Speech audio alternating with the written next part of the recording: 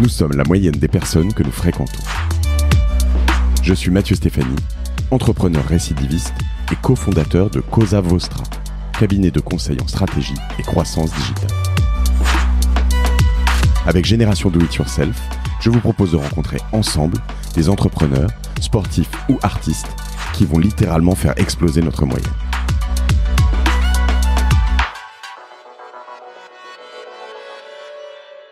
Salut à tous, j'espère que vous avez passé un bon été. Après une mini pause, je reviens avec grand plaisir avec un nouvel épisode de Génération Do It Yourself et je suis ravi de vous retrouver ici. J'ai eu notamment beaucoup de retours positifs faisant suite à l'épisode enregistré avec Jean-Yves Bernard de Capital Koala et de toutes ces autres entreprises. Son approche différente de faire du business vous ont notamment pas mal plu, sa perception de la vie, son profil multi-entrepreneur, le fait qu'il ne cherche pas forcément absolument à lever de l'argent. Il m'a soufflé notamment que son code promo pour la Bougie Box avait super bien marché, donc voilà, n'hésitez pas pour ceux qui ne l'ont pas encore utilisé. Une fois de plus, je vous remercie 1000 fois pour tous ces retours et ces questions que vous me posez. J'essaie d'y répondre systématiquement, mais ça peut prendre un peu de temps. J'ai eu notamment Olivier Trupiano sur LinkedIn qui me demande des précisions sur le nombre d'écoutes. C'est pas très clair le nombre d'écoutes sur un podcast. Si je suis tous les articles en ligne sur le sujet, on trouve rien de très précis. Moi, je m'étais vraiment fixé de créer ce podcast avec un objectif de conversation open source. Donc l'objectif pour moi, c'est de rencontrer des gens extraordinaires et de vous partager cette conversation. Donc je me disais, si j'ai 100 ou 200 personnes qui écoutent chaque épisode, je serais ravi. Aujourd'hui, je suis bien au-delà de tout ça, donc c'est encore mieux. On est plutôt, si j'en crois mes statistiques SoundCloud, entre 1000 et 2000 auditeurs par épisode, et puis ça grossit évidemment de plus en plus. À chaque fois que j'en mets un en ligne, les gens vont réécouter ceux d'avant. Donc je suis vraiment ravi, sachant qu'en plus, si j'en crois mes amis de Radio France, les stats SoundCloud sont très loin du compte, puisqu'elles prennent pas bien en compte notamment les écoutes sur tout ce qui est Apple, donc iPhone, iTunes, iPad, etc., qui représentent généralement 80% des écoutes de podcasts. Donc voilà, je connais pas exactement mes chiffres là-dessus. Je pense qu'on est à minima à 1000-1500, peut-être au-delà de 5000 sur certains épisodes. Voilà. Peu importe, mon objectif est vraiment de faire vraiment du quali plus que du quanti. Mon approche du podcast est vraiment basée sur ce front. Sans plus attendre, j'ai aujourd'hui le plaisir d'accueillir le président et fondateur de Testapic, qui s'appelle donc Nicolas Guirao. J'ai adoré cet échange en toute humilité, durant lequel Nicolas retrace son parcours avec ses 4 associés, depuis ses débuts chez seloger.com et jusqu'à la réalisation d'un chiffre d'affaires solide de 2,5 millions d'euros en moins de 5 ans, et tout ça en autofinancement. Nous abordons notamment le sujet primordial qui est le cœur de son activité, à savoir les tests utilisateurs. L'objectif de son travail est de remettre en cause le travail réalisé lors de la création de sites et d'applis afin de comprendre la perception d'un outil par ses utilisateurs. En gros, l'idée, c'est de se dire combien de fois vous vous êtes dit qu'un site était pourri, qu'une application était mal foutue et que le type qui l'avait designé devait être largement à côté de ses pompes. L'idée est bien de comprendre qu'un site est toujours optimisable et quand bien même les intentions d'origine sont bonnes, le produit fini ne répond jamais, en tout cas très rarement forcément, aux attentes de ses utilisateurs finaux. La réalisation et l'optimisation des projets digitaux est une remise en cause qui est perpétuelle et qui nécessite un très haut niveau d'humilité pour être capable de se dire bon, tout ce que j'ai fait n'est pas parfait. Nous abordons également un certain nombre de points autour de son association à 4, de son management et de sa vie d'entrepreneur. Je vous souhaite une très bonne écoute avec Nicolas Guirao et votre serviteur Mathieu Stéphanie.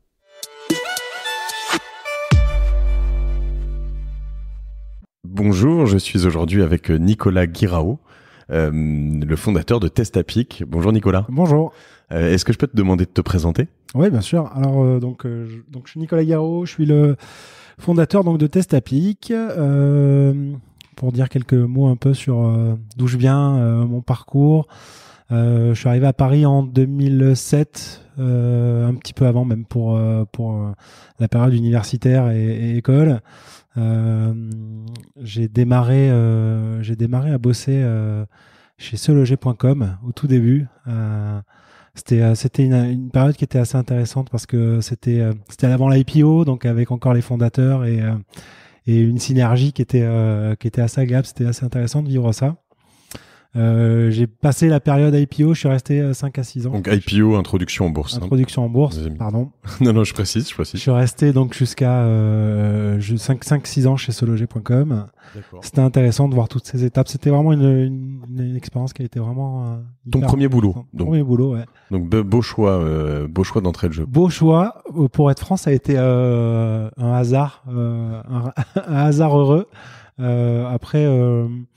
C'était un beau choix parce que c'est une belle boîte, qui a eu une perspective de croissance magnifique. Après, c'était une belle boîte parce que c'était aussi humainement de belles rencontres. Tu es rentré, vous étiez combien ? On était 120, je crois. D'accord, c'était déjà quand même. C'était déjà une grosse boîte, ouais. C'était déjà. Et je suis parti, on était 350, je crois. D'accord. Après. Donc c'était vraiment une belle aventure. Je suis parti après le rachat par le groupe Axel Springer. D'accord. Du coup, qui dit gros rachat dit aussi grosse modification. Donc c'était la. T'avais des actions passées. Quelques-unes quand même. Ouais, j'en ai eu quelques-unes au vol. D'accord. Quelques-unes au vol. Ensuite, mais ce qui est important, faut le noter, parce que quand tu rentres dans une boîte qui a 120 employés, qui est en forte croissance, enfin, souvent, on peut voir des boîtes qui n'en donnent, en tout cas en France, que aux 10, 15, 20 premiers employés. Enfin, je veux dire, quand tu rentres 120e, que tu te fais racheter, que la boîte se fait racheter quelques années après, avoir pris quelques actions, ça, c'est toujours déjà satisfaisant de te dire que t'as fait quelque chose et que tu peux payer en retour. C'est quand même une bonne dynamique. Donc, c'est une bonne dynamique. Et puis, je trouve que c'était aussi à l'image des fondateurs.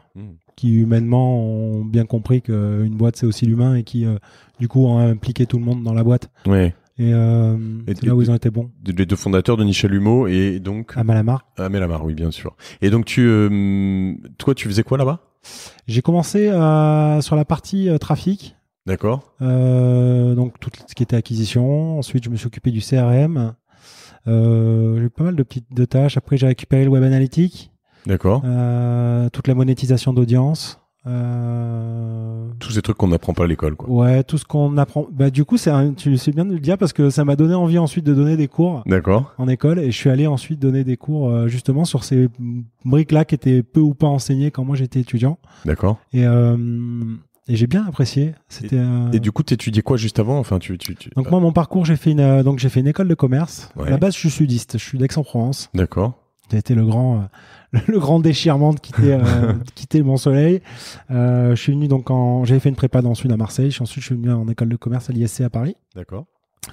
Où il y avait déjà, ils étaient assez précurseurs sur le coup. Ils avaient créé une spécification, une majeure e-business, qui était encore, à l'époque, c'était quoi, 2006, 2005, c'était encore le début, donc c'était pas aussi normalisé qu'aujourd'hui et toutes les lignes n'étaient pas assez identifiées encore comme aujourd'hui.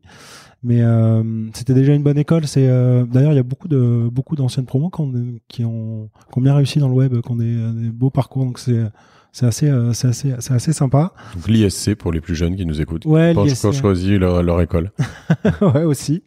Et donc ça m'a donné envie ensuite de le partager aussi aux étudiants. Et donc, de l'ISC. De l'ISC, ouais. D'accord. De l'ISC, je l'ai fait ça 4 ans, 5 ans. Ok. Je sais plus. Après, tu te fais un peu prendre par le temps. Ouais. Parce que mine de rien, c'est quand même assez gourmand en temps, hein, le temps de préparer ses cours, etc. Et en parallèle, la vie d'entrepreneur te laisse quand même pas trop de temps. Ah bon? Donc ouais, je l'ai mis de côté là, il y a 2 ans, hein, à peu près, 2 ans et demi, 3 ans. D'accord. Voilà. Et donc, étape se loger. Ensuite, j'ai fait une petite piche chez un site qui s'appelle billereduc.com.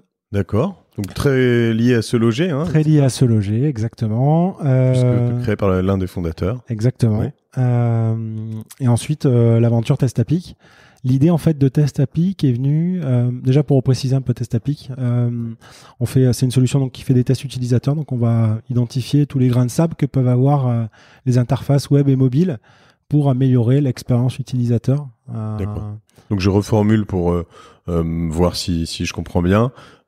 Si je crée un site internet ou j'administre un site internet depuis longtemps ou une application ou un objet digital, on va dire quel qu'il soit, toi tu proposes grâce à des personne tierce un de faire des tests sur ce site, cette appli, et de me donner un retour sur qu'est-ce que les gens comprennent pas, leurs attentes, leurs freins, leurs besoins en termes que ce soit fonctionnels ou en termes sur le produit même. Éditorial, c'est très très large. Et donc on va agréger toute cette donnée et construire un plan de préconisation. Ce qui est hyper important aujourd'hui, on le dit jamais assez parce que souvent on a une tendance à croire. Nous par exemple chez Causa Vostra, on fait des sites internet pour des clients.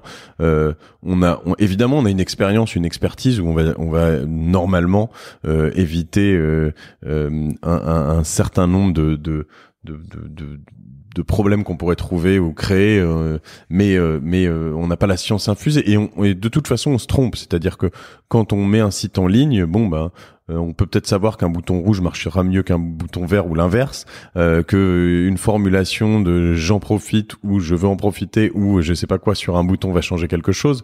Mais en revanche, finalement, d'une population à une autre, d'un site à un autre, d'une langue à une autre, finalement, ça change tout le temps. Ouais, mais t'as bien raison. Et donc, du coup, faire des tests utilisateurs, c'est finalement très rationnel dans l'approche, c'est-à-dire dire je vais faire utiliser ça je vais faire un feedback par 50, 100, 200, 2000, je sais pas, tu vas nous le dire, mais personne et du coup, je récupère des données qui vont me dire non, en fait, le bouton bleu fonctionne mieux que le rouge et le vert Exactement, c'est ça. En fait, la démarche, elle est vraiment de dire. On bosse autant avec les agences qu'avec des marques en direct. C'est intéressant parce que beaucoup nous disent, soit les agences qui ont une position experte parce que c'est leur métier, de dire on va faire une évaluation heuristique, un audit avant une refonte, des choses comme ça. C'est toujours très difficile de se mettre dans la posture d'un utilisateur final qui est plutôt débutant parce qu'on n'a pas forcément conscience. Il y a des éléments sur lesquels en tant qu'expert on va glisser parce que ça semble évident alors que ça peut être un irritant potentiel pour un utilisateur sur mobile parce qu'on n'a pas le même niveau de connexion quand on est à Paris par rapport à une personne qui est peut-être dans la Creuse. Ça peut être des choses qui peuvent être basiques mais il y a plein d'insights comme ça qui remontent ou des choses qui semblent évidentes ou des fois c'est même pas un sujet et on se rend compte que finalement c'est quelque chose qui est bloquant pour l'utilisateur. Ça, la démultiplication des tailles d'écran, c'est du pain béni pour Testapic quand même, parce que j'imagine qu'en effet... Oui, aussi, c'est vrai. Ouais, t'as raison. Mais d'ailleurs, je dis pour Testapic, mais pour tous les acteurs du digital, en tout cas qui travaillent sur la prod, parce que en effet, il y a encore quelques années, créer un site internet, c'était créer un site internet pour un écran qui était le desktop, et puis en quelques années, le mobile a pris le pas sur le desktop très largement, et du coup, aujourd'hui, il faut produire du design et de l'affichage et l'expérience utilisateur sur 3, 4, 5, 10 typologies d'écrans différents. Complètement. Ce qui est intéressant, tu vois, c'est que quand on s'est créé presque, donc c'était 2011, on était presque en avance sur le marché. Parce que les tests utilisateurs se faisaient déjà beaucoup en présentiel avec des sociétés. Il y a beaucoup de sociétés en France qui le font très bien.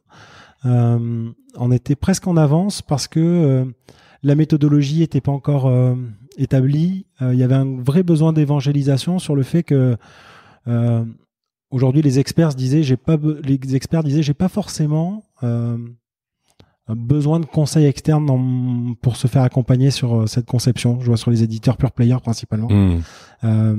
Aujourd'hui, en fait, il y a un vrai retour en arrière. Les gens disent déjà le coût aujourd'hui pour faire une interface est plus le même qu'auparavant. Oui. Les enjeux sont pas les mêmes, donc il y a un vrai besoin de sécuriser tout ça en fait. Mais sachant qu'on a tous, en plus tout le monde vit des expériences traumatisantes sur ça en fait. En tant qu'utilisateur, c'est assez drôle. Alors on peut avoir, moi j'ai un exemple en tête. Je pense que c'est plus le cas, j'espère pour eux. Mais c'était parce que mes parents habitent en Corse et donc Corsica Ferries pendant longtemps. Non, pardon, la SNCM, Feu la SNCM, donc je peux en parler d'ailleurs. Pendant longtemps, avait comme premier choix pour partir en Corse de bateau, c'était pas, ils ne proposaient pas d'horaire, de date, mais le bateau en lui-même. Donc on devait choisir si on voulait partir avec le Casanova, si on voulait partir avec le Bonaparte, si on voulait partir avec voilà. Et du coup, je veux dire, au final, on s'en fout. Je veux dire, on veut juste partir le 2 janvier. Alors, mais le type qui a créé ce site s'est dit, lui, il connaissait les bateaux. Il disait, oui, pour moi, le critère, c'est logique. Ouais. C'est partir avec celui qui a une piscine et qui est plus cool, puisque je vais faire une journée de traversée. Donc voilà. Et la logique de l'un est pas forcément la logique de l'autre, et de temps en temps, pas du tout la logique du nombre, quoi. Ouais, exactement. Et tu vois, je te donne un exemple, par exemple, d'un client à nous, Muséo, je sais pas si tu connais, un concurrent de Yellow Corner. D'accord, ouais. C'était intéressant à l'époque, l'étude date un peu, mais l'exemple il est intéressant. Les utilisateurs arrivaient sur la fiche produit et avaient du coup le visuel en large en fait de la reproduction de l'œuvre d'art. Et on peut choisir différentes dimensions, donc soit une petite reproduction, soit une très grande. D'accord. Et le prix varie quand même de manière assez importante selon si on choisit une petite ou une grande. Et l'utilisateur, la posture du client, c'était de dire moi, mon objectif, c'est que les utilisateurs voient le visuel le plus large possible pour qu'ils se rendent compte vraiment de ce qu'est l'œuvre d'art. Et en fait, quand on a fait le test utilisateur, les testeurs ont dit c'est super, mais j'arrive pas à me rendre compte ce qu'est un 30 par 45 ou un 90 par 135.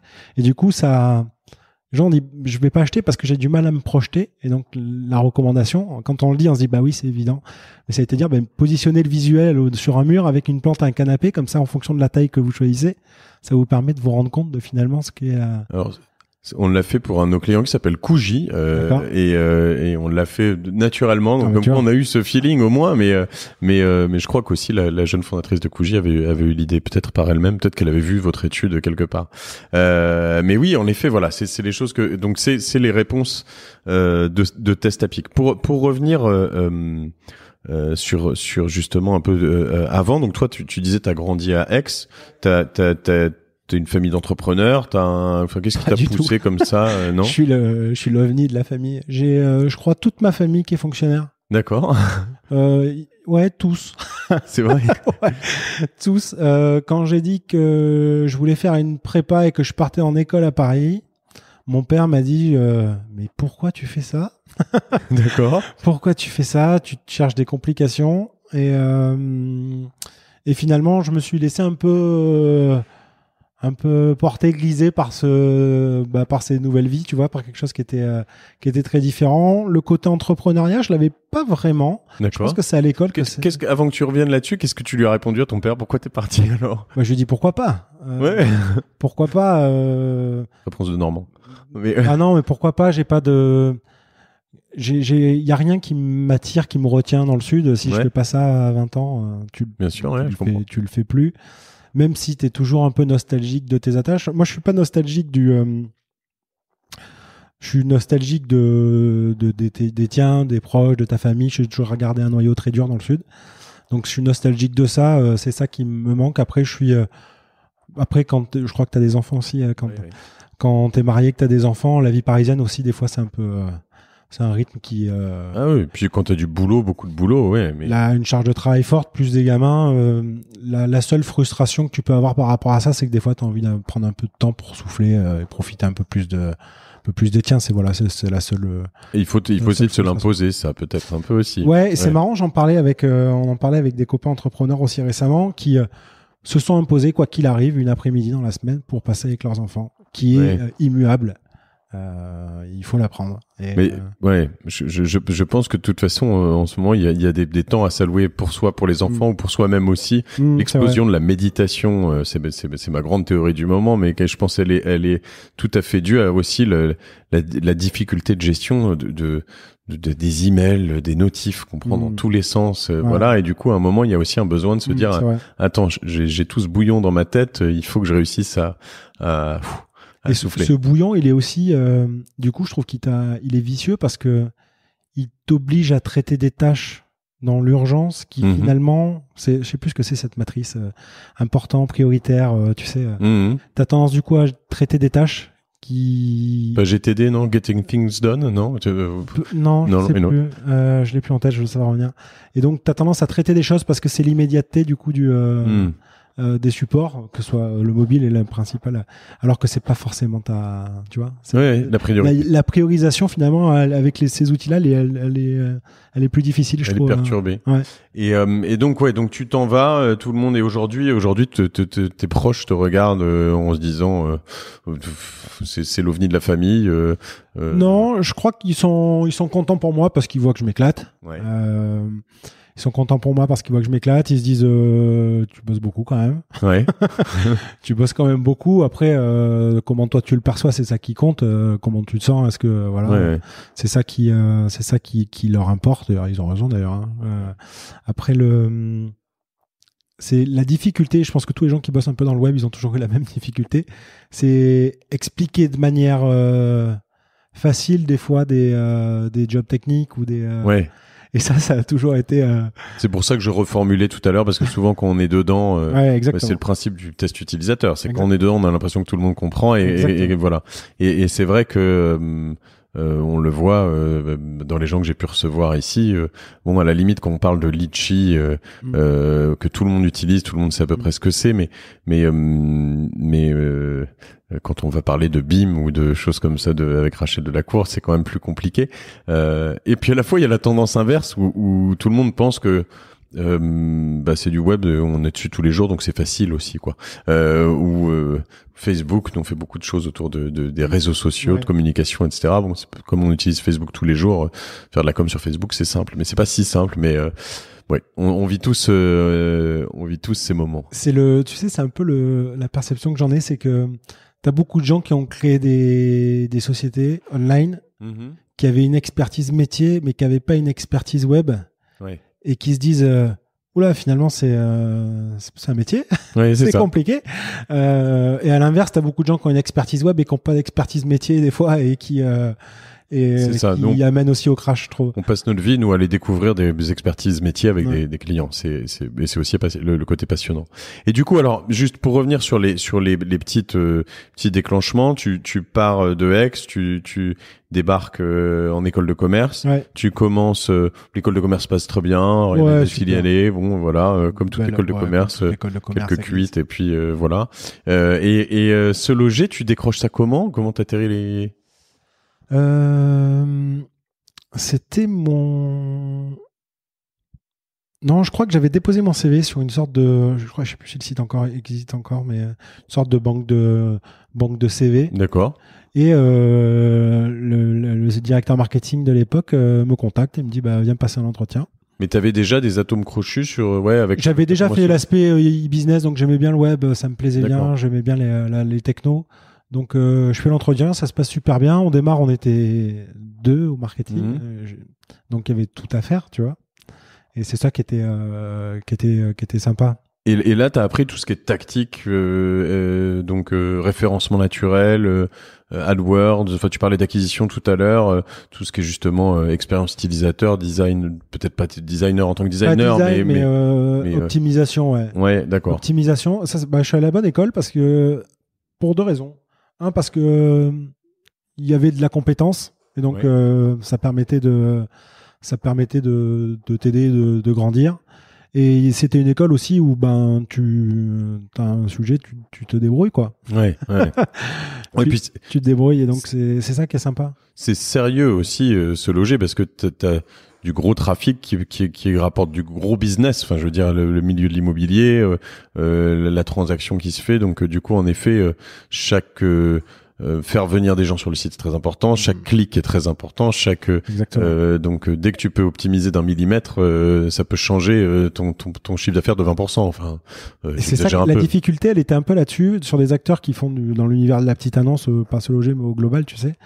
T'es pas comme un marchand où tu améliores de 1%, ça a un impact direct sur ton chiffre d'affaires.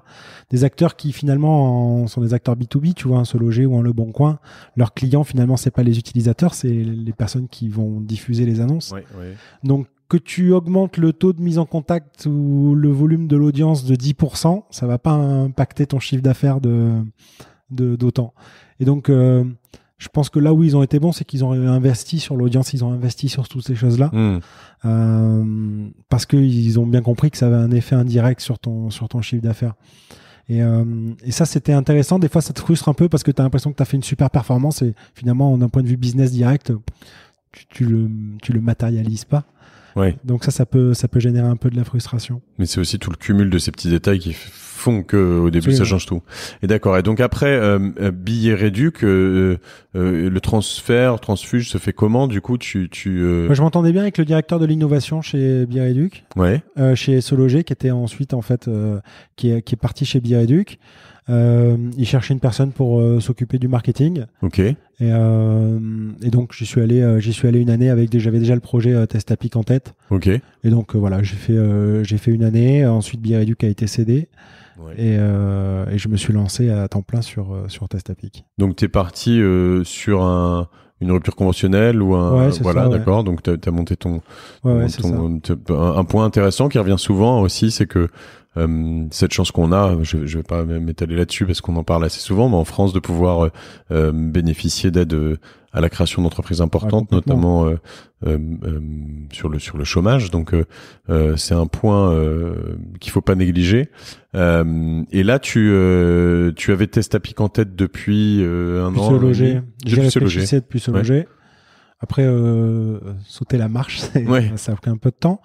Ça prend un peu de temps parce que tu es un peu aussi dans une situation de confort. Tu as des revenus qui sont plus sympas que quand tu crées ta boîte au début, voire même après. Voire même après, voire même après. Du coup, tu quittes une zone de confort, tu te mets en risque. C'est un choix et ça m'a pris du temps d'être sûr. En fait, il y a ma perception, c'est tu as une idée. Tu te dis, est-ce que c'est la bonne idée déjà ? Est-ce que je vais me lancer sur celle-là ou est-ce que je me lance sur une autre ? Tu vois, tu as une période un peu où tu doutes. En fait, je pense qu'une fois que tu as créé une boîte, tu es dans une gymnastique qui est plus facile, je trouve. C'est la première... je sais pas, j'en ai pas 50, hein, mais c'est la première marche qui, je pense, est la plus... te lancer un peu dans le vide. En tout cas, moi, c'était un peu ma perception. Ouais, et c'est vrai que... on a une tendance on entend beaucoup de gens qui nous disent qu'ils aimeraient et en effet, sauter le pas. Alors moi, j'ai arrêté de vouloir, de dire à tout le monde, faut le faire. Faut que chacun le sente. Mais il y a un moment où, en fait, voilà, c'est comme le jogging à 6 heures du matin, quoi. Le plus dur, c'est de mettre les chaussures, quoi. Ouais, je l'ai pas encore, mais. mais c'est ça. Mais une fois qu'on les a mises et qu'on est parti, il suffit de mettre un pied devant l'autre. Après, je dis pas que c'est pas facile, on peut se casser la gueule. Mais d'accord. Et donc là, tu te dis, bon, je vais me lancer. Tu quittes Billet Réduc. Et tu te lances comment, avec qui, sur quelle idée? Alors, on est 4 cofondateurs. Pour te dire, en fait, quand on était chez Sologer, on faisait des tests utilisateurs. Ouais. Ça marchait, je trouve. Voilà, on avait détecté qu'il y avait des optimisations, qu'il y avait la méthodologie qui était disponible sur le marché ne remplissait pas 100% de nos besoins. Donc on a réfléchi, on a vu que il existait aux US des outils qui permettaient de faire des tests de manière crowdsourcée, tu vois, un petit peu à distance. Donc on s'est dit c'est quand même une super idée. Ça permettrait de pouvoir industrialiser, rentrer dans des mécaniques d'itération de tests, des choses comme ça, et puis diminuer le coût d'un test, parce que sinon, c'est quand même du luxe de se payer un test utilisateur. Tout le monde peut pas se le payer, donc c'est rendre aussi, tu vois, accessible les tests à des grosses boîtes qui peuvent en faire beaucoup et des petites boîtes qui en feront peut-être moins. C'était un peu notre idée. Donc on avait identifié une boîte qui s'appelle User Testing aux US, qu'on trouvait super, et on s'est dit c'est vraiment bien. Qu'est-ce qu'il existe en Europe et sur la France? Il n'existe rien. Et donc, on s'est dit, pourquoi pas? On va réfléchir comment on pourrait, à partir de ce qu'ils font, voir comment on peut modifier un peu leur solution, l'améliorer, l'adapter au marché français. Donc, on s'est dit, on va lancer une solution. Au début, on était en mode candide quand c'est ta première boîte. Tu te dis, écoute, on va faire ça en parallèle de nos jobs, on va créer un panel, ça va tourner tout seul, et puis alléluia, quoi. Bien sûr.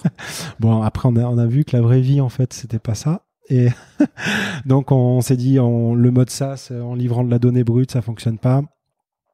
Nos clients nous ont dit... Sachant que vous étiez pas si candide que ça, je veux dire, tu le dis comme ça, vous étiez entrepreneur candide, mais vous saviez ce que c'était, la peine que c'était de faire venir des gens sur un site, l'optimiser, la difficulté que c'est d'optimiser un site, enfin, ça faisait encore, quand même... Je pense que se loger, c'est un gros biais aussi, parce que l'histoire elle est belle. Le volume d'audience, la part d'audience naturelle qu'il y avait, etc.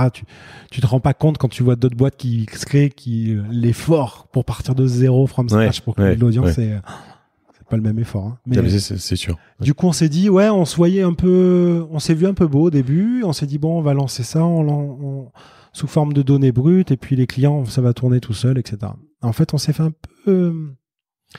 peu avoir par 2-3 agences. D'accord. Qui ont lancé des tests utilisateurs, donc pour le compte de leurs clients, et qui ont complètement biaisé les scénarios de test, les protocoles, pour mettre en valeur leur travail vis-à-vis du client. Et on s'en est rendu compte après coup, tu vois, et on a dit, bon, c'est pas ce qu'on veut faire. D'accord. Donc on rembobine, on réembarque la solution, on la rend plus accessible à nos clients, et on va faire de l'accompagnement pour construire les protocoles de test. Et puis une fois qu'on livrait la donnée brute, les clients nous ont dit vous vous rendez pas compte, moi j'ai pas les ressources, j'ai pas même des fois la compétence, le temps pour pouvoir traiter ce que vous nous donnez en sortie, c'est beaucoup trop lourd.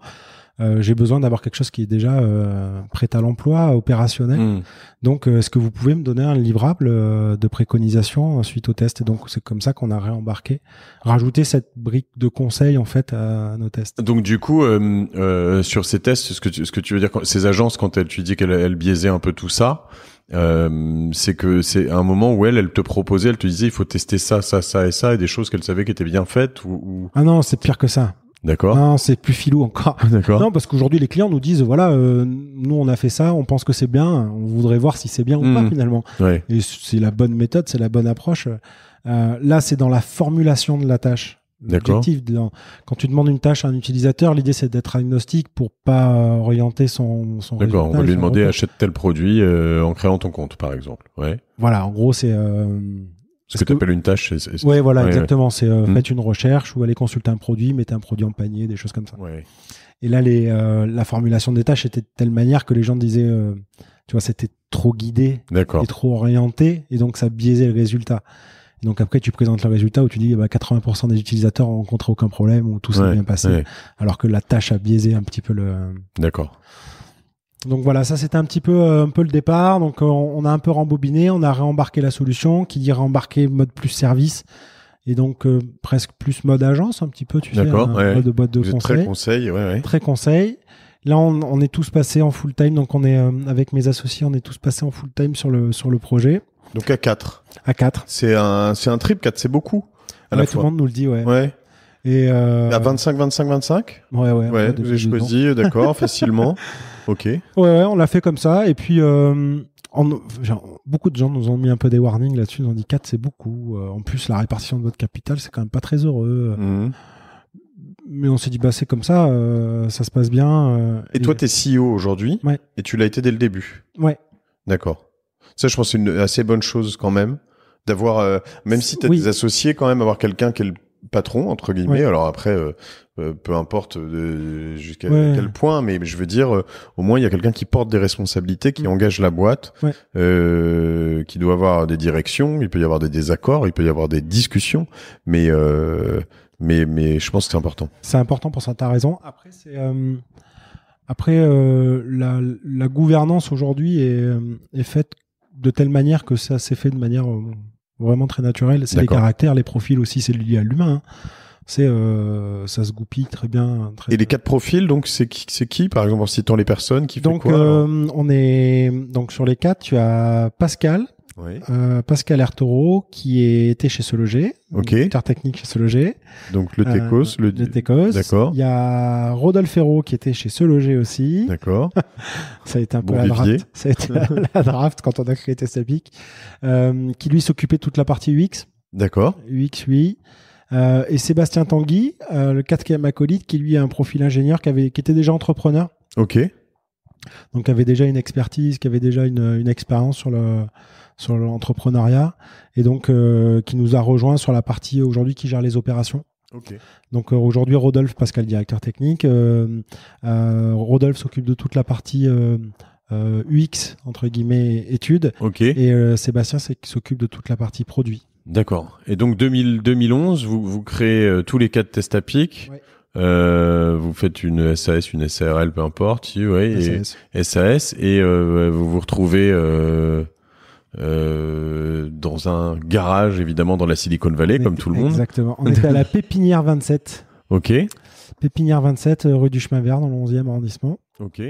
On a fait, je sais pas, pour te dire, peut-être 1 an et demi, 2 ans. D'accord. Ok. 1 an et demi et 2 ans. Les locaux étaient très bien. J'avais beaucoup d'attentes sur le mécanique de pépinière. J'étais un peu déçu. Je pensais qu'il allait avoir plus de synergie. C'est pas critique, hein, parce que je pense que c'est peut-être nous aussi qui nous sommes pas assez mélangés. Je pensais qu'il allait avoir plus d'entraide, qu'il allait avoir plus de partage sur. Ce que j'ai un peu regretté, c'est que ce soit d'ailleurs en incubateur où tu me diras si tu le partages, mais quand tu discutes des fois avec des entrepreneurs, finalement tout le monde te dit que tout va bien, tout est beau, tout est machin. Donc, finalement, ça fait des discussions qui sont pas très. Non, c'est sûr. J'ai eu une chance, d'ailleurs la semaine dernière, d'avoir une discussion vraiment à bâton rompu avec on va dire un confrère qui est passé par alors pas une cessation d'activité, il est passé par liquidation. Non, juste avant la liquidation, quand tu commences, ça va. Une cessation. Non, merde. Je l'ai plus. Il faut que ça me revienne. Bref, quand la première étape, quand ta boîte. Plutôt bon signe. Oui, c'est vrai. Ni la liquidation, c'est quand tu es c'est un peu l'article 11 on se connaît non, quand en gros tu es sous la coupelle d'un administrateur judiciaire. Oui. Et donc je le couperai pas. En plus, c'est lamentable. Et donc du coup, en gros, il m'a tout raconté sur toute cette période et jusqu'au rachat de sa boîte. Et c'était vraiment très intéressant. Je l'ai vraiment remercié plusieurs fois parce que écouter et comprendre tout ça et comment ça se passe, je pense que c'est intéressant et c'est des choses dont les gens parlent pas et aussi qu'on voit pas vraiment en école, quoi. On passe vite fait dessus, tu vois, à tel point que on est incapable, toi et moi, entrepreneurs que nous sommes, de donner le terme que je vais chercher en parallèle quand je te laisserai parler tout à l'heure. Mais du coup, en redressement judiciaire, avant de voilà, donc le redressement, le RJ. Et donc du coup, ce passage en redressement judiciaire était vraiment intéressant. Et pareil, tu disais tout à l'heure aussi, tu parlais un petit peu du fait que tu gagnais moins et que faut accepter de gagner moins quand tu te lances que quand tu étais employé. Et puis t'as rajouté, et puis potentiellement plus tard que quand tu te lances, parce qu'en effet, je pense que l'écrasante majorité d'entrepreneurs gagnent moins les 5 premières années. Il y a évidemment, il y a plein de gens qui notamment sur ce podcast nous font penser le contraire, hein, mais de gens qui gagnent moins les 5 premières années que ce qu'ils gagneraient en entreprise, voire largement moins, quoi. Mais après, la notion où le plaisir va ailleurs et on va potentiellement chercher d'autres choses. Mais c'est vrai que je pense qu'il y a quelque chose d'intéressant. Et donc, mais sur le côté pépinière et l'entraide, je pense qu'il y a des choses. J'ai plusieurs retours, voilà, il y a des choses fantastiques que font évidemment The Family en ce moment, où tu sens qu'il y a une vraie dynamique. Je pense que évidemment Station F est également un endroit où il doit se passer des choses, mais il est pas dit et je le souhaite pas, hein. Je souhaite évidemment que ce soit l'inverse et je pense qu'il faut beaucoup de travail pour y arriver, mais qu'il y ait beaucoup de gens dans Station F qui finalement travaillent que entre eux sur leur projet, et à la fois faut aussi être capable d'être très focus sur son projet. C'est ça en fait, c'est juste la promesse que tu peux en avoir avant, où tu as l'impression que tu rentres dans une communauté, etc. Tu parles de The Family, c'est là où je trouve qu'ils sont très bons sur cette partie-là. Que le nom, moi déjà, j'avais moins eu, peut-être parce que, et je veux pas incriminer la pépinière où nous étions, c'est que peut-être que nous aussi on était moins dedans parce que tu es focus sur ton projet, tu as envie de le faire avancer.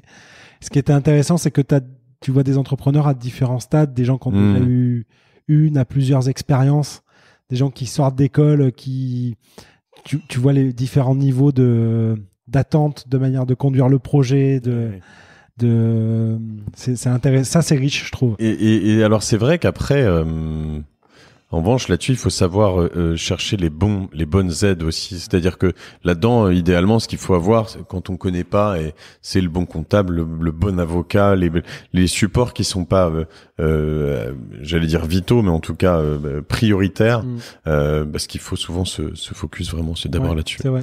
Et donc, vous commencez tous les quatre, vous lancez votre premier projet très vite. Très vite. En fait, on avait. Tu dis quoi? J'ai quatre bonhommes qui vont faire tes tests utilisateurs. Non, en fait, au début, on avait un tout petit panel. Ouais. C'était des potes? C'était qui? C'était des potes, c'était des contacts, on a fait un petit peu d'acquisition, c'était un peu de bricole. On avait quelques milliers, voire même un peu moins en début de testeurs. D'accord. Et donc on a sollicité, on a fait les premiers projets où on a sollicité ces personnes-là et on récupérait des retours sur des. Mais du coup c'était rudimentaire. Ce qu'on collectait au début c'était des questionnaires assez basiques, dans lequel on avait essayé de compléter ça avec un audit un petit peu en parallèle pour leur donner un peu plus de consistance. Bon, je sais pas si ça l'était vraiment, mais en tout cas ça nous a permis de mettre les premiers. Le premier pied à l'étrier. On a eu la chance d'avoir un réseau qui, du coup, au début, te permet de te rentrer des premières références comme ça.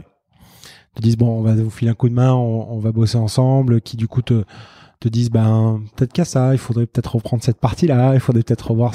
Et c'est comme ça, petit à petit, qu'on a réussi un peu à grandir. Mais comment t'arrives? Parce que tu dis, on a commencé avec quelques milliers, mais t'as commencé avec 0 ou 10. Enfin, je veux dire. On a commencé avec 0. Après, on avait via nos réseaux A4 déjà, grâce aux réseaux sociaux, grâce à tes bases de contacts. Tu dis aux gens, inscrivez-vous là-dessus, faites des tests pour moi, je vais vous payer, quoi. Exactement. On a routé un email au début, c'est dire salut les copains, on lance ça, donnez-nous votre retour, on va lancer quelques tests.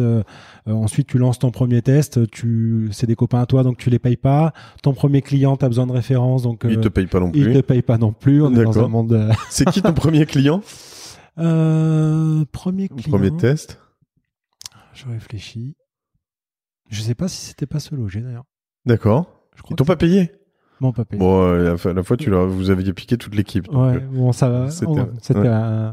Non, je crois que c'était se loger le premier. Ça fait une belle référence à la fois. Donc, c'était une belle référence.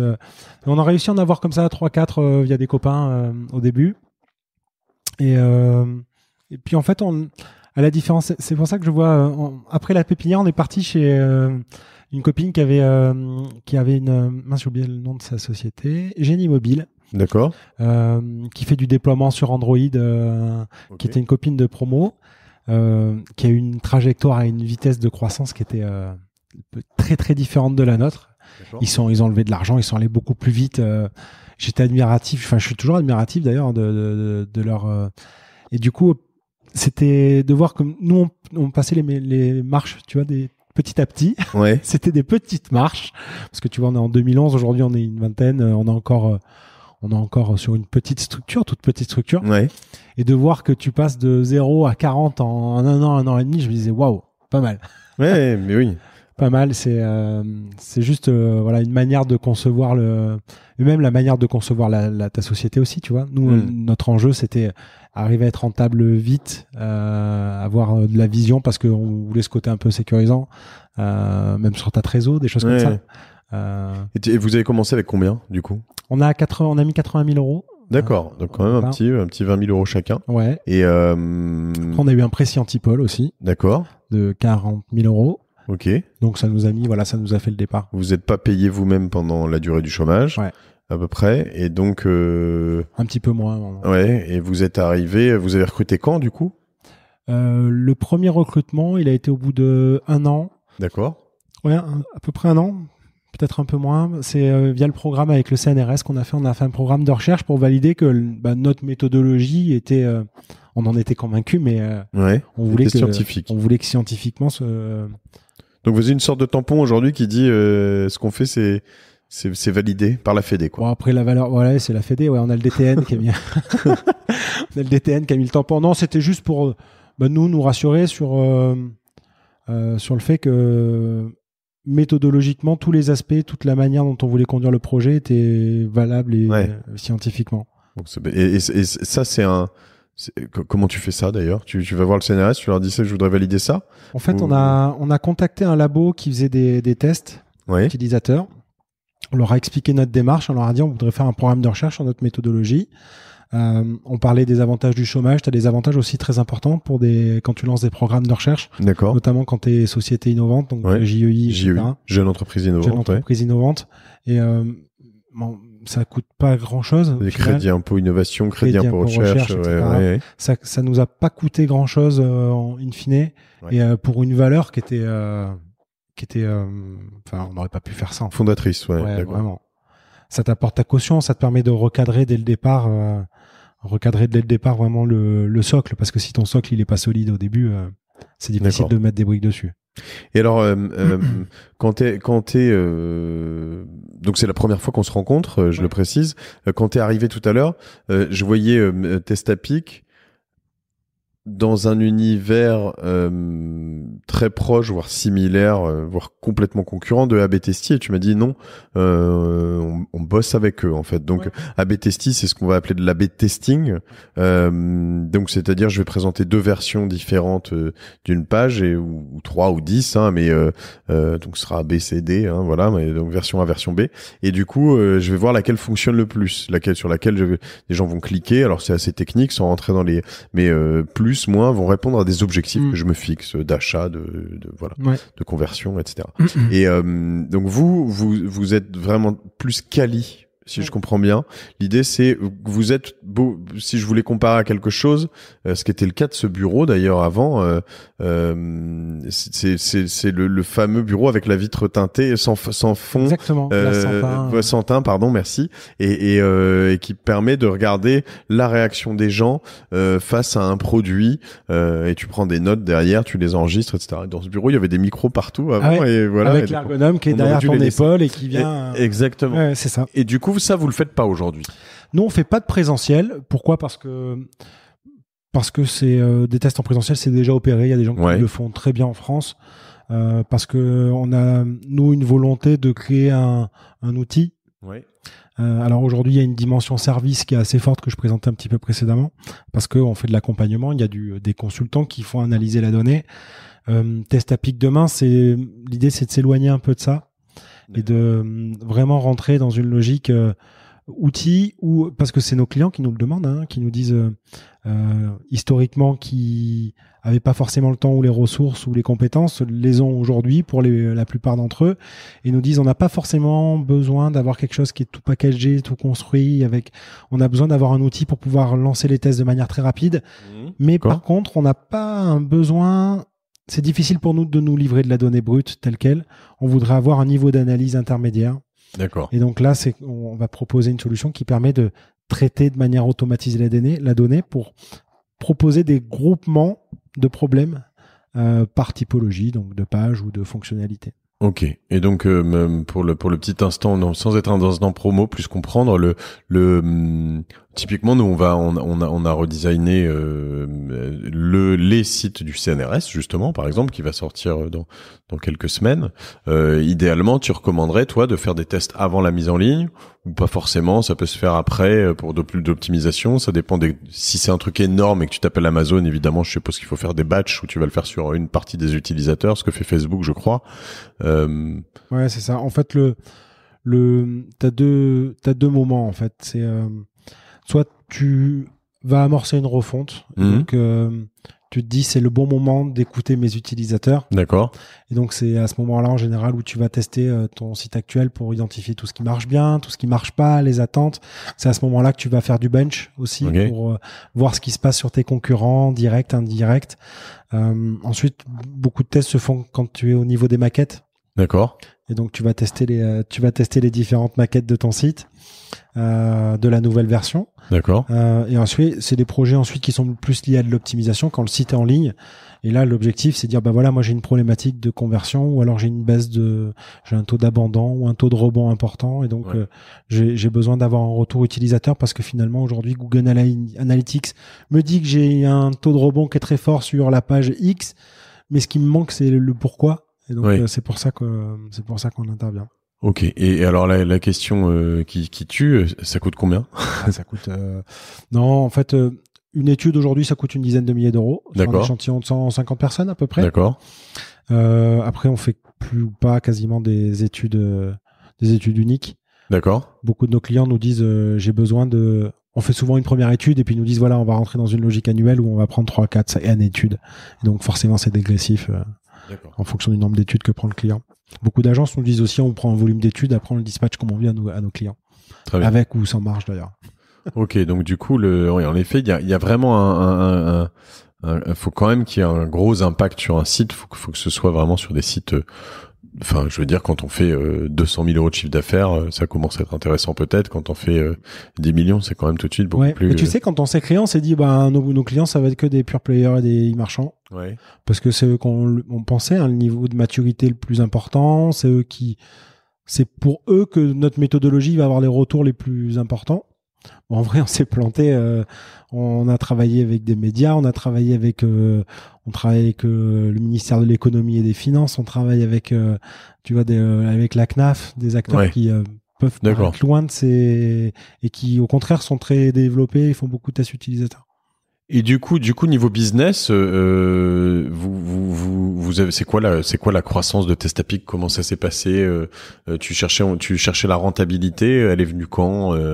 Elle est revenue assez vite, parce que quand tu te payes pas forcément, t'es vite rentable. Ouais, c'est vrai. Donc, si t'arrives à vendre 2-3 trucs, a priori, ouais. Donc, on a tout de suite été rentable quasiment. La croissance qu'on a aujourd'hui, on est sur des trends, on double notre chiffre d'affaires tous les ans. Ça reste solide. Alors, doubler, ça dépend d'où tu pars. Mais ouais. Pour donner un ordre d'idée, on fera à peu près 2,5 millions cette année, peut-être un peu plus si on se débrouille bien. C'est souvent plus dur après, quoi. Quand tu as passé de 2,5 millions à 5 millions, c'est plus les marches, plus t'avances, plus les marches sont grosses. Ouais. Mais pour nous permettre de les passer aussi, on est en train de préparer là une levée de fonds. D'accord. Ce que je disais, en préparant tout ça, moi, j'ai lu un peu trop vite. Je voyais que tu avais levé 5 millions d'euros, mais c'est pas encore fait. Donc, vous cherchez... journaliste impatiente, mais c'est pas ça. On cherche, là, on rencontre, on est en plein dedans, là, on rencontre des fonds pour pouvoir lever de l'argent parce que on a besoin de l'international, on a besoin d'aller plus vite. Et je rebondis sur mon précédent épisode avec Jean-Yves qui lui a fait le choix Jean-Yves Bernard, Capital Koala, qui a fait le choix de pas lever. Et tu dis on a besoin d'aller plus vite. Est-ce que vous avez besoin d'aller plus vite? Est-ce que, c'est une bonne après question. Quoi?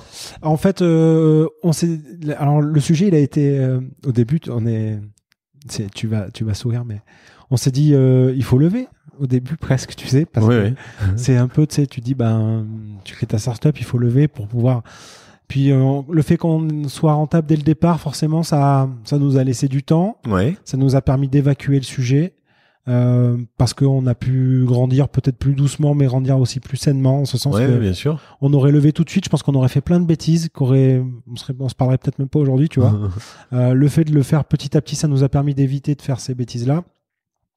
Aujourd'hui, on en a vraiment besoin parce que il y a des acteurs dans le monde qui ont levé beaucoup d'argent et qui forcément, au bout d'un moment, tu es obligé de prendre... comme à partir du moment où tu décides, si tu es sur une société qui plus conseille, tu peux te permettre, je pense, de plus facilement, parce que c'est l'humain qui va driver beaucoup ton business. Si notre choix est comme notre choix, c'est de partir sur une solution qui est plus orientée outil, tu es obligé...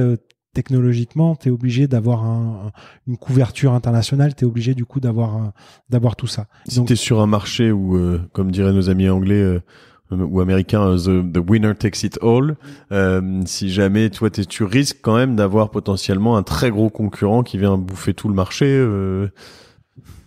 Sur la France, il y a des nouveaux qui sont arrivés. Après, je suis pas sûr qu'il y en ait un qui prenne tout parce que le gâteau il est quand même d'accord.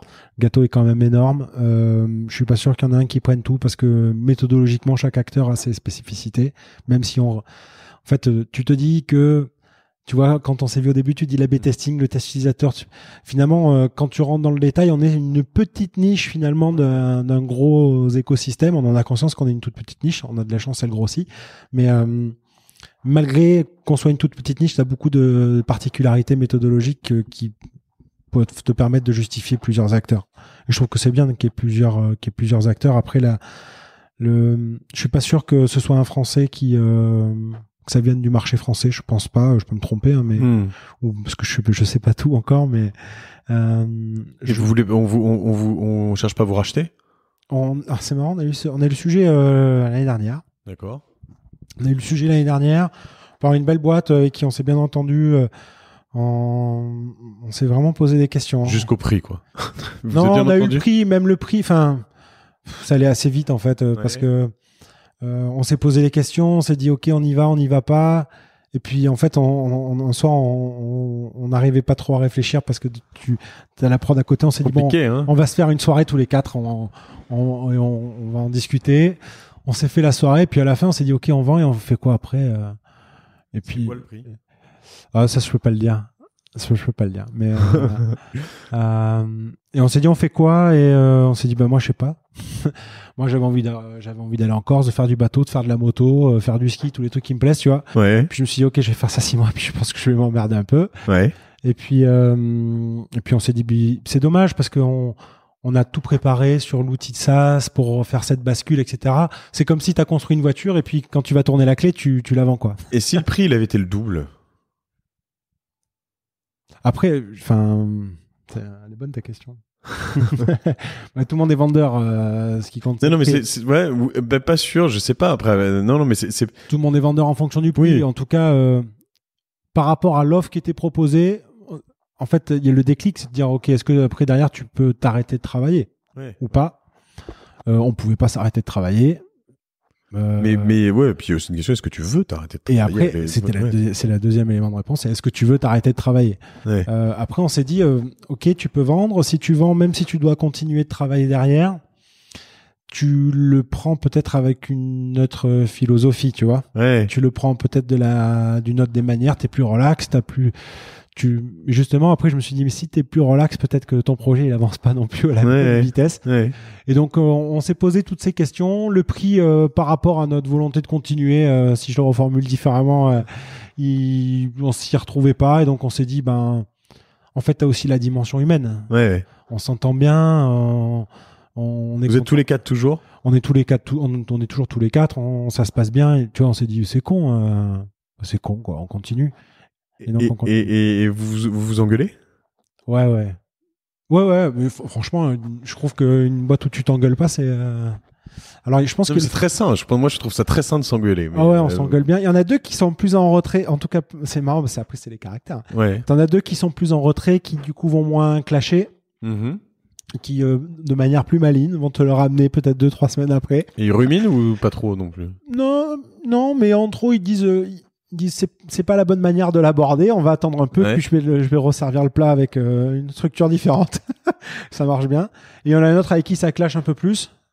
Mais alors je sais pas si c'est parce qu'on est 4 garçons ou parce que c'est nos caractères, mais ça monte aussi vite que ça descend et donc en fait ça permet d'évacuer sur tous les sujets assez vite. Vous avez des femmes chez Testapic?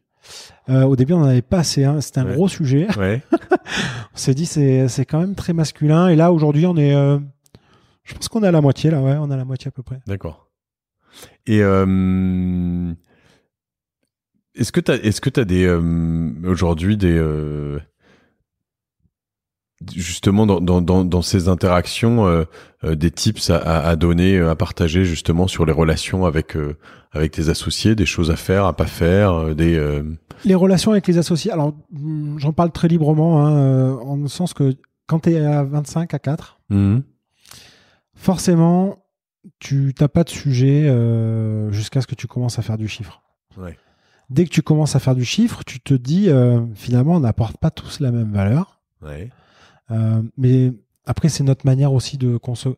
On a le même salaire, les mêmes parts, tu vois, tout est lissé.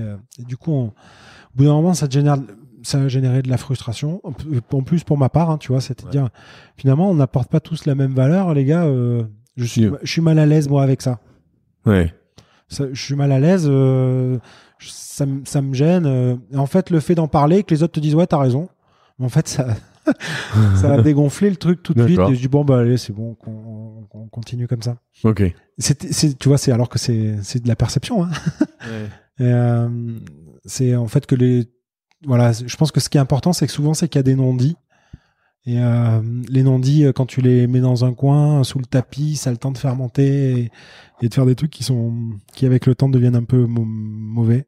On se fait nous un séminaire avec mes associés 2 fois par an, qui est pas forcément un truc plein de fast ou plein de choses. Hein. On fait une belle journée de wakeboard avec les employés, ça c'est encore autre chose, mais avec mes associés, on fait une journée chez les uns, chez les autres, potentiellement dehors de Paris,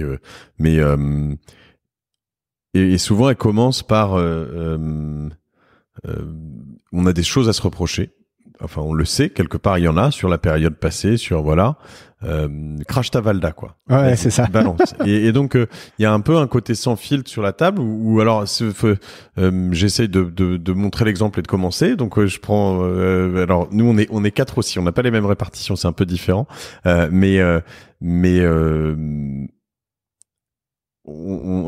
se lancer parce qu'il y a quand même un peu ce moment où tu dis bon. J'allume le feu, quoi. Ouais, j'allume le feu. Mais en fait, c'est très très sain parce que souvent on s'engueule pas vraiment. Il y a des choses qui étaient pas forcément dites ou pas clairement dites ou un peu ressenties ou des choses qui étaient pas du tout ressenties en fait pour certains. Il y a des choses que du coup on va encaisser, mettre quelques jours, quelques semaines à analyser, mais quand on voit qu'il y a 3 associés, 3 personnes qui bossent avec toi au quotidien qui te disent ah bah ouais ça c'est quand même un peu vrai, tu pourrais faire ça, ou là-dessus honnêtement t'as pas compris. Il y a un moment où évidemment la remise en question, enfin, c'est comme un test utilisateur. Ouais. Je veux dire, c'est plus objectif tout d'un coup.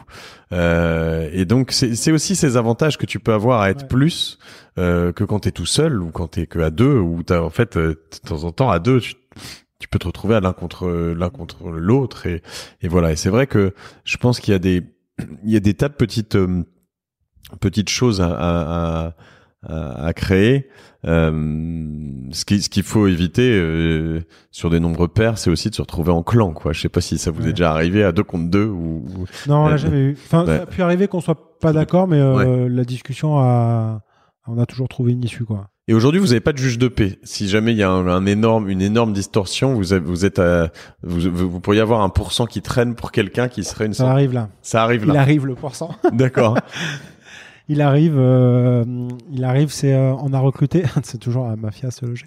Oui. On est en train de recruter l'ancien directeur financier de Se Loger, qui était aussi directeur financier du groupe Deezer. Ok. Et du coup, pour te donner un peu l'historique, quand on a eu ces sujets de rachat l'année dernière, on y voyait trouble, ouais. Parce que c'était un peu tout neuf pour nous. Donc on a demandé conseil, et donc il est venu gentiment nous apporter un peu de lumière et puis dire finalement c'est intéressant ce que vous faites, ça m'intéresse. Et donc de fil en aiguille, il nous accompagne. D'accord. Et du coup, et alors en revanche, donc vous êtes une vingtaine, et t'as pas fait le choix pour l'instant d'ouvrir ton capital à tes employés? On y réfléchit. La mécanique là de la levée de fonds nous ouvre à toutes ces choses-là. BSPCE, etc. Voilà, exactement. Dont tu as pu profiter par le passé. Ouais, donc là on y réfléchit. On a mis en place des mécaniques, tu vois, des PE, des choses comme ça, dès le départ d'ailleurs. D'accord. Après on commence à y réfléchir. S'ils écoutent ce podcast, ils entendent que je travaille pour eux. Je travaille pour eux. Et du coup, non, mais je pose cette question parce que tu disais que tu en avais finalement bénéficié aussi sur Se Loger. Je pense que c'est potentiellement des facteurs intéressants, même si c'est à double tranchant, parce qu'évidemment tu leur demandes en échange généralement de rester ou d'avoir. Enfin, il y a quand même un. Je pense que c'est une erreur RH que nous on a fait aussi. C'est tu vois, dans le processus de recrutement, alors à 20, tu peux pas dire que tu as une crise de croissance, mais... Si, je pense, oui. À 10... Tu vois, nous, on croit vite, on a voulu rester sur la même structure et croître. Au bout d'un moment, tu peux plus tirer l'élastique, tu vois. Et on a un peu vécu ça, là. Et donc, c'est bien d'avoir un peu un retour... parce que toi t'es un peu dans, et c'est une erreur de le sens où des fois tu manques de hauteur parce que toi aussi t'es pris dans la mécanique, tu manques de hauteur, tu écoutes pas forcément des signaux faibles, tu t'en rends pas compte, et donc là on a eu ça récemment, là c'était intéressant, tu vois, de se rendre compte que finalement il y a il y a un besoin d'expliquer plus clairement ta stratégie, de donner de la vision, des choses comme ça, que pour toi c'est clair, mais peut-être que elle n'est pas perçue de toutes tes équipes. Et ça, c'est là-dessus, c'est des enseignements qu'on a eu récemment. Ouais, non, et c'est vrai que puis je pense qu'il y a un changement en tout cas dans nos univers d'activité où finalement le prisme d'une certaine forme d'association ou devient quelque chose de presque pas normal, mais en tout cas de potentiellement mais ce qui est plutôt intéressant. Et sur le biz, donc tu dis vous faites à peu près 2,5 millions de CA. Tu crois que vous pouvez faire 25 millions ou 250 millions ou enfin c'est quoi Le marché il est énorme. Hein. Le marché il est énorme. Pourquoi ? Parce que en fait, on pensait pas que il était, pour être très franc, aussi gros quand on a créé la boîte. Et en fait, on se rend compte qu'il est vraiment énorme parce que les clients qu'on rentre aujourd'hui, déjà pour 2 raisons. Un, on fait pas de prospection. Peu ou pas, ça doit être la prospection pure, c'est peut-être 5% de notre business. Par chance, hein, on a beaucoup d'appels entrants. Je vais t'aider. Ton email, c'est quoi? C'est nicolas@testapic.com. Voilà. Donc, merci. On a beaucoup d'appels entrants et on a un volume de repeat qui est très fort. Ouais. Et donc, tu te dis, on n'avait pas anticipé un repeat si fort de la part de nos clients. La récurrence, ça c'est vraiment... La récurrence. Donc, il y a la récurrence, il y a le potentiel adressable, l'univers adressable. Au début, tu te dis, tu vas taper peut-être le top 100 ou le top 500 des acteurs français. Finalement, le périmètre, il est beaucoup plus large.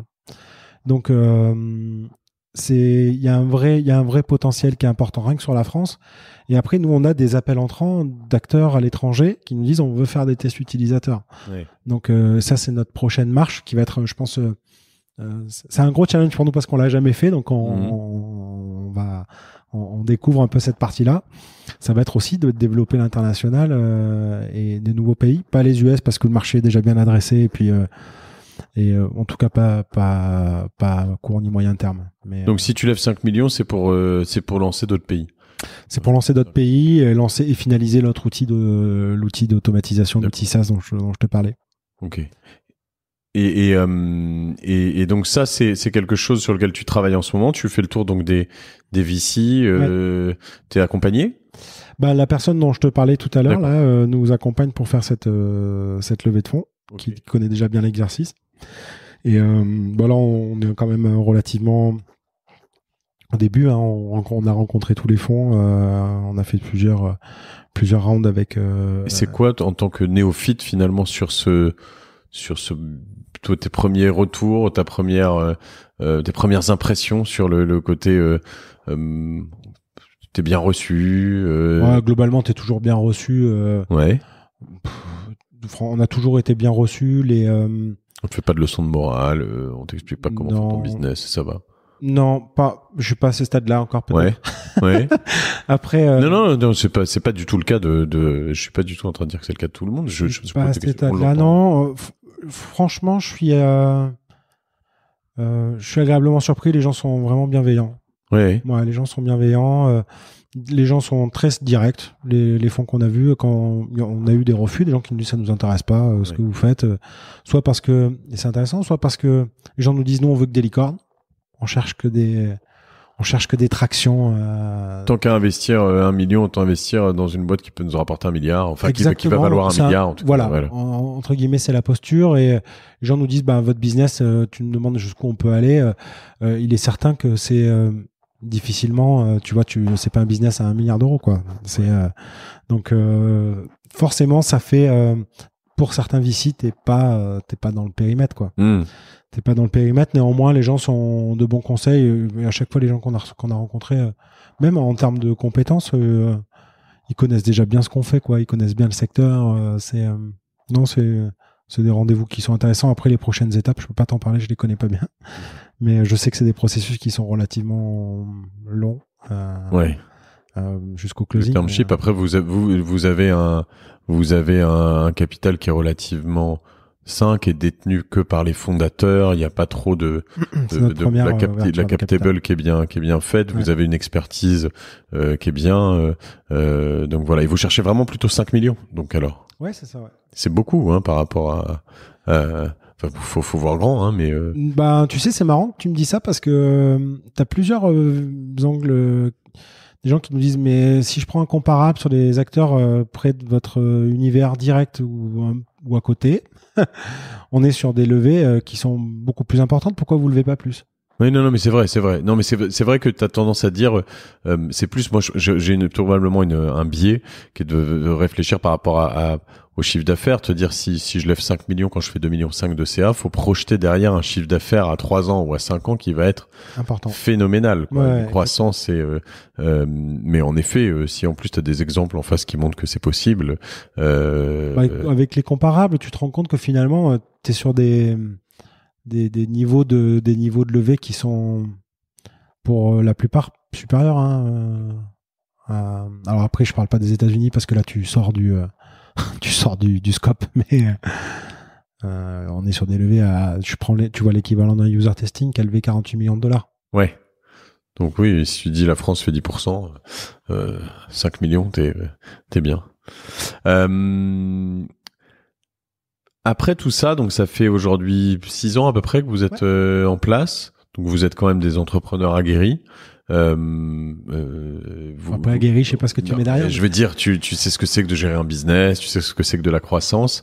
Il y a des choses où tu te dis j'aurais pu faire ça mieux, j'aurais dû me lancer plus tôt, dans l'absolu. Sur le timing, le timing, c'est peut-être qu'on s'est lancé un peu tôt, mais j'aurais dû lever plus tôt. Non, lever plus tôt, je pense pas. Ouais. Après, c'est peut-être par un manque de confiance aussi de te dire est-ce que tu es légitime aussi au début. Ça nous a mis peut-être plus de temps que d'autres types d'entrepreneurs de se dire pas t'es légitime, mais tu veux faire tes preuves, quoi. Tu veux faire tes preuves. Ça a été une étape importante. Après, des bêtises, ouais, on en a fait. Et j'ai envie de dire, qui n'en fait pas. Heureusement qu'on en a fait parce qu'au moins, vaut mieux les faire et qu'elles te fassent pas mourir. Voilà, l'idée. Je pense que si on a au moins il y a une qualité qu'on a, c'est que quand on sait pas, on sait le dire. Ouais. Mais ce qui est la base de votre business, c'est ce qui est intéressant, c'est que en fait la base de Testapic, c'est quand même d'accepter que une forme d'humilité, hein, pour plein de gens qui travaillent dans le digital, c'est de dire je vais faire un produit imparfait, et c'est l'utilisateur qui va choisir. Et nous on essaye c'est parce qu'on essaye, on vend à nos clients le fait que si je veux leur vendre un bon produit, c'est pas eux qui me le diront. C'est pas moi qui le dirai, c'est leurs utilisateurs. Et ça, aujourd'hui, c'est très compliqué parce qu'en effet, souvent ton client il te juge notamment sur une compète, il va te juger sur une maquette, ce qui est complètement finalement aberrant en soi. Ouais. Je veux dire une maquette qui est faite sur un brief qui fait 2 pages ou 10 lignes ou 20 pages ou 50 pages. J'ai jamais compris cette mécanique de l'appel d'offres où tu fais tout le boulot avant de... Voilà. Et la maquette que tu fais, voilà. Et donc du coup, sachant que cette maquette, elle est forcément pourrie, enfin, elle est belle ou elle est bien, mais elle est forcément pourrie dans le sens où de toute façon, ton produit fini après 6 mois de boulot, 1 an de boulot ou 2 mois, peu importe, selon la taille du projet, même celui-ci sera imparfait. Donc, faut être suffisamment humble pour se dire, moi, je vais sortir des choses, je vais itérer, je vais fonctionner comme ça, et puis une fois que ce sera sorti, on va améliorer les choses. Donc, go fast and break things, hein, c'est ce que disait Mark Zuckerberg quand il lançait au début. On peut pas le respecter sur la durée, mais l'idée, c'est quand même de se dire comment je vais lancer des choses imparfaites rapidement pour les parfaire par la suite. Mais c'est l'évolution des méthodologies de projet aussi, hein. Ouais. Tu vois, la méthodologie agile, après on met plein de choses dedans, mais c'est aussi la manière de dire. Je pense que les gens en avaient marre des cycles en V où tu lances un énorme projet avec une spécification qui est un bottin. Mais parle pas au passé, hein. Beaucoup de gens font encore ça aujourd'hui, quoi. Avec une spécification qui fait 100 pages et finalement, le temps que ça sorte, ton projet, il a tellement bougé que ça matche plus, quoi. La difficulté, c'est d'être capable de s'embarquer dans un projet, notamment avec des prestataires externes, donc des agences, par exemple, sans en avoir un prix. parce que beaucoup de nos clients vont nous demander un forfait, un quelque chose, un prix pour le projet fini. Et le problème, c'est que si le projet fini est imparfait, on va te dire c'est totalement incompatible avec de l'agilité. Si ton produit fini est imparfait, on va toujours te prendre le comparable avec une voiture. Quand on me livre une voiture, je veux qu'elle roule. Oui, mais la voiture déjà, c'est quand même quelques millions, voire dizaines de millions de développement en amont. Il y a probablement des tests utilisateurs, il y a probablement plein de choses. Donc voilà, faut comparer ce qui est comparable. Et du coup là-dessus, c'était un peu ma prochaine question. Est-ce qu'il y a des choses, moi ce qui m'intéresse, c'est que tu as un parcours, en fait dès 2007, tu es rentré sur de l'acquisition, ce qui était quand même un boulot assez, enfin, il y avait pas 200 personnes en France, je pense, qui faisaient ce boulot-là. Il y avait pas 10 000, en tout cas, c'est sûr. Je veux dire, c'était donc ça fait 10 ans que tu es sur un métier où aujourd'hui on parle un peu que de ça. Moi, je cherche un gros hacker in chief, un acquisition manager, tu peux l'appeler comme tu veux, mais quelqu'un qui va être capable d'aider mes clients à développer du business sur le digital. C'est hyper dur à trouver encore aujourd'hui. Et c'est hyper dur parce que en fait les outils évoluent hyper vite. Oui. Les outils évoluent hyper vite. Donc soit tu as une formation parce que tu sens que c'est un peu la tendance et tu vas te mettre dedans parce que tu sens que c'est plus facile de trouver un job. Ouais. Si tu n'as pas une appétence, une vraie curiosité, ouais.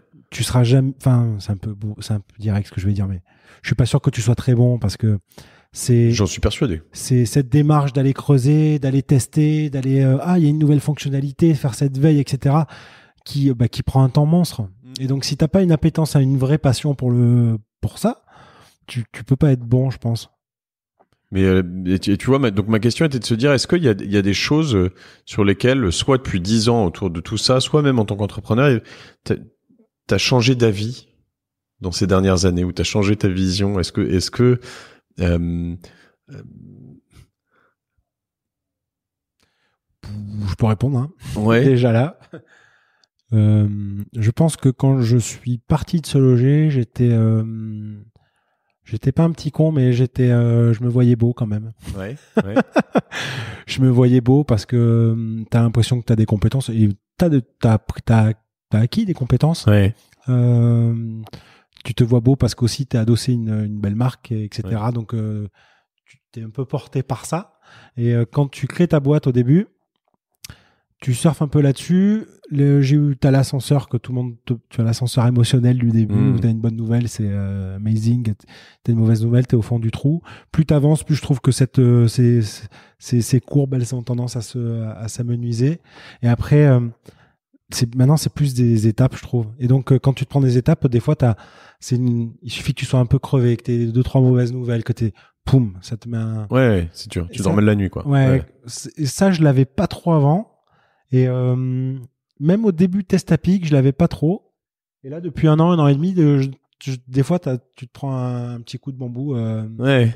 Mais je pense qu'il y a un côté un peu syndrome, j'allais dire GAFA, ou ça peut marcher aussi chez Procter, ou je pense que Se Loger a quand même, il y a eu ça chez les anciens AOL. Ouais. Non, mais je veux dire, si c'est comparable dans le sens où je pense que les premiers de chez Se Loger étaient quand même ceux qu'on participait à une espèce d'énorme truc en France qui a été vendu de manière assez incroyable, qui était une énorme machine à cash, enfin, quand même, hein. Donc, du coup, t'as forcément appris beaucoup. Quand je dis GAFA, c'est que t'as ce côté, où tu sors d'une boîte où t'es un peu invincible, je veux dire, quand t'as fait 15 ans chez Facebook ou chez Google, enfin 15 ans chez Facebook c'est dur, mais en tout cas 10 ans chez Facebook ou chez Google, et que t'as fait que ça notamment, tu dis attends, le business c'est facile, quoi. Et quand t'as fait alors si en plus tu les as enchaînés de différents GAFA, mais même chez Procter, ou quand tu es chez des mastodontes où les choses tournent, et en fait c'est pour ça que ces boîtes-là peuvent payer les gens très bien, parce qu'elles ont une assise suffisante et une dominante marché qui est tellement grande que finalement le chiffre d'affaires et la rentabilité est énorme, donc elle peut bien payer ses collaborateurs tout en limitant le nombre de personnes. Et du coup, quand déjà que d'être entrepreneur, c'est dur si tu viens pas de là, mais quand tu sors de là, je pense que tu as un avantage énorme, c'est que tu as quand même ce background et cette validation, notamment pour lever de l'argent, pour faire un certain nombre de choses, et de l'expertise qui est énorme, parce que tu as appris des choses dans ces boîtes-là qui sont des boîtes fantastiques. Mais en revanche, les difficultés, tu peux prendre des énormes claques dans la gueule que tu vas peut-être ressentir différemment de quelqu'un qui est pas passé par Ouais, c'est vrai. Par un parcours comme ça. Je partage. Après, je pense aussi c'est après le tempérament de chacun. Tu vois, pour en avoir échangé avec d'autres personnes, tu as des gens qui sont très affectés pour plein de choses et pour qui ça passe très vite. Tu as des gens qui encaissent très longtemps et le prennent d'un coup. Je trouve que ce qui compte, c'est pas vraiment les coups de massue sur la tête, c'est comment derrière, comment tu le gères et comment tu le.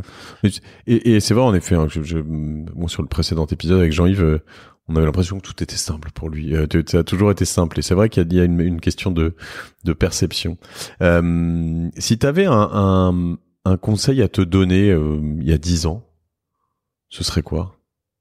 Il y a 10 ans? Ouais, quand t'arrives, c'est chez le Se Loger, probablement, du coup.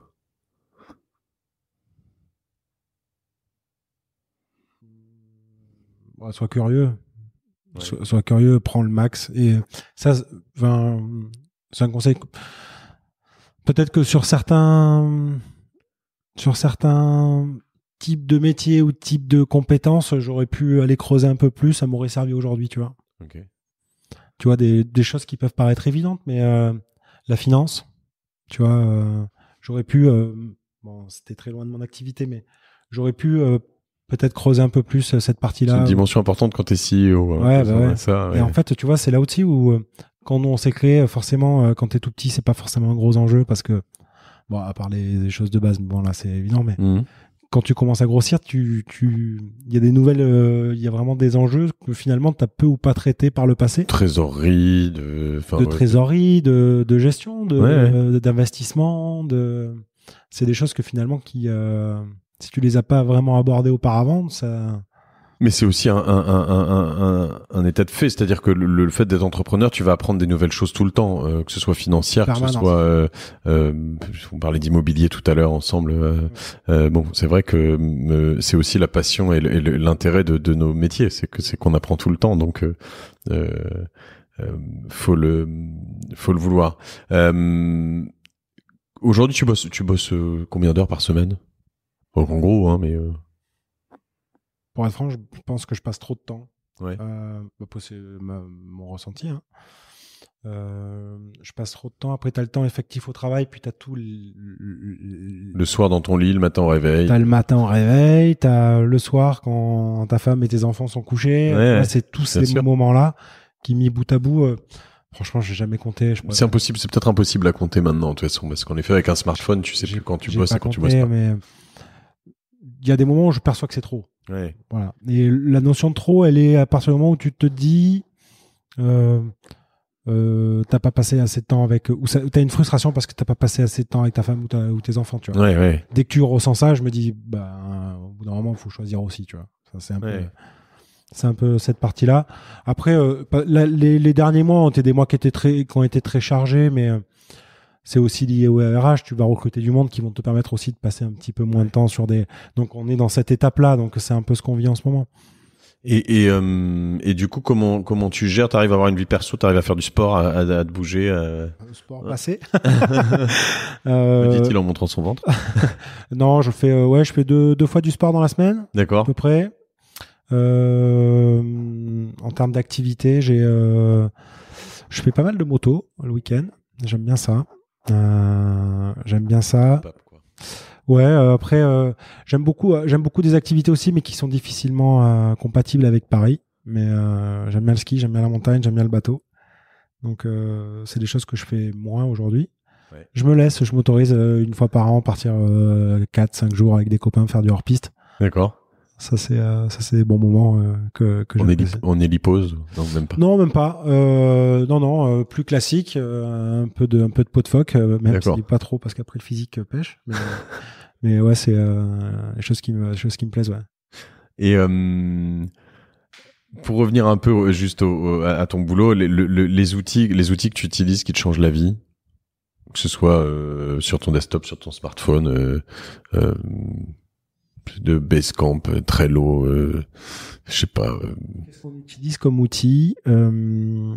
Slack vous a fait gagner pas mal de temps sur les emails. Ouais. T'as des effets pervers à Slack. C'est ça. T'as des effets pervers à Slack. Pour te les citer, en fait, je trouve que ça nous fait gagner beaucoup de temps sur les projets. L'outil se prête particulièrement bien à notre manière de travailler parce que du coup, tu crées un channel par test, des choses comme ça. C'est très lisible. L'inconvénient, c'est que t'as beaucoup de messages aussi. Hein. T'as beaucoup de messages, c'est difficile à juguler. Il y a de la notif encore dans tous les sens, du coup. Ouais, même si j'ai essayé de le paramétrer pour avoir toutes les notifs, parce que sinon, ça devient carrément invivable. Mais ouais, je pense qu'on a encore des optimisations à faire nous, en interne sur Slack, mais en tout cas, déjà, ça nous permet de gagner pas mal de temps. En outils utilisés aujourd'hui, finalement, on n'en a pas tant. Après, des outils de gestion de projet, type Active Collab, des choses comme ça qu'on utilise beaucoup, qui nous aident pas mal. Et des lectures, tu t'inspires où dans ta vie d'entrepreneur ou dans où est-ce que je sais pas, des podcasts, C'est assez varié, non, c'est assez varié, j'ai pas de lecture particulière. Je passais pas mal de temps sur Medium. Ouais. Je passe un peu moins parce que je trouve que ça tourne en rond un peu. Je trouve que ça tourne un peu en rond sur certains sujets. C'était un peu mon ressenti. Non, après c'est assez varié. En fait, finalement, je lisais beaucoup sur des outils, des technos, des choses comme ça. Là, je lis un petit peu moins sur cette partie-là, plus de manière générale sur l'entrepreneuriat, la gestion, prendre des tips. Je discute beaucoup avec des gens pour prendre des conseils. Ouais. Quand j'ai un problème, j'appelle un copain, je lui dis est-ce que tu as eu le même problème, comment tu l'as géré? Et tu as créé d'autres boîtes depuis Testapic?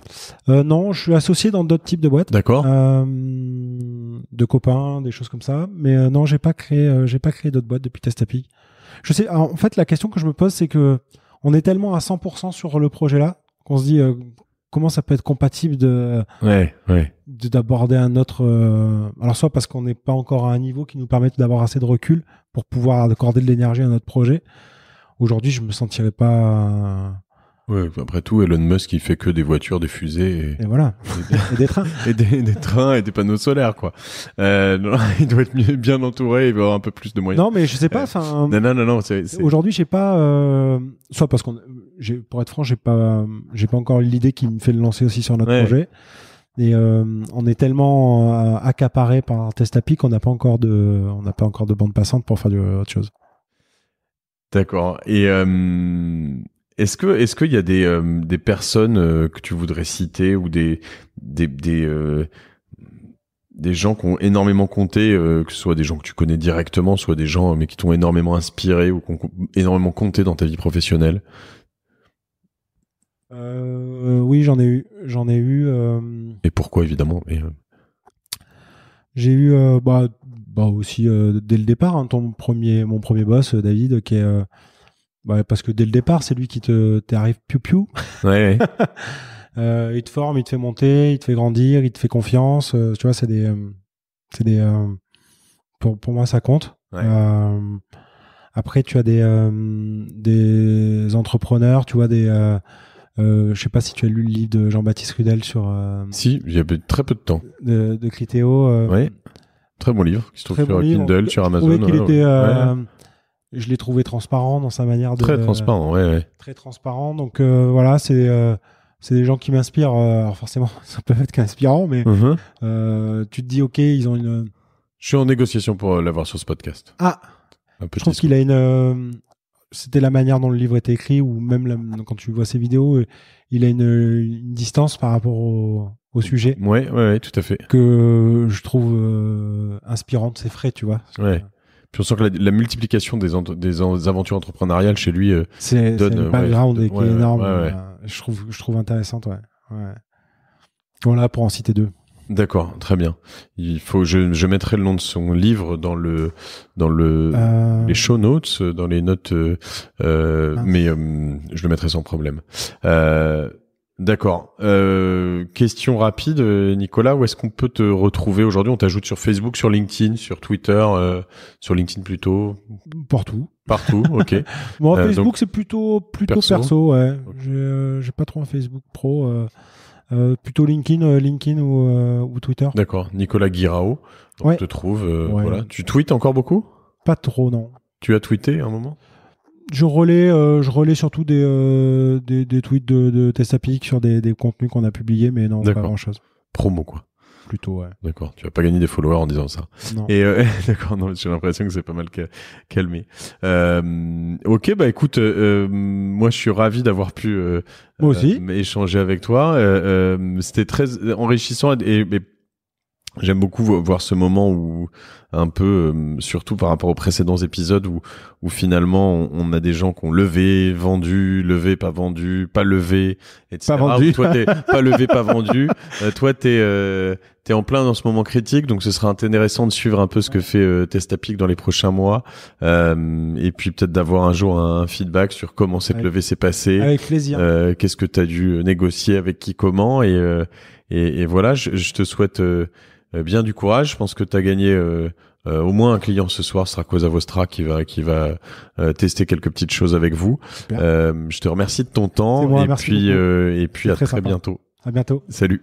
Voici pour ce 9e épisode de Génération Do It Yourself. J'espère que vous avez passé un bon moment.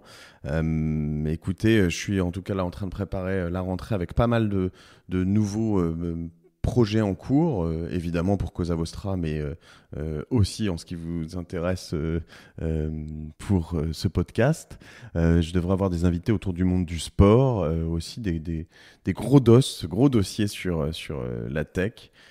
Donc voilà, je vous en dirai un peu plus prochainement. N'hésitez pas à m'envoyer vos recommandations si vous avez des gens à me présenter. Matt, M-A-T-T, @cosavostra.com. Cosa Vostra, c'est COSAVOSTRA.com. Et puis voilà, je serais ravi d'entendre parler de vous. N'hésitez pas aussi évidemment à m'ajouter sur LinkedIn. Je vous souhaite une très bonne journée. Génération Do It Yourself, épisode 9, c'est fini.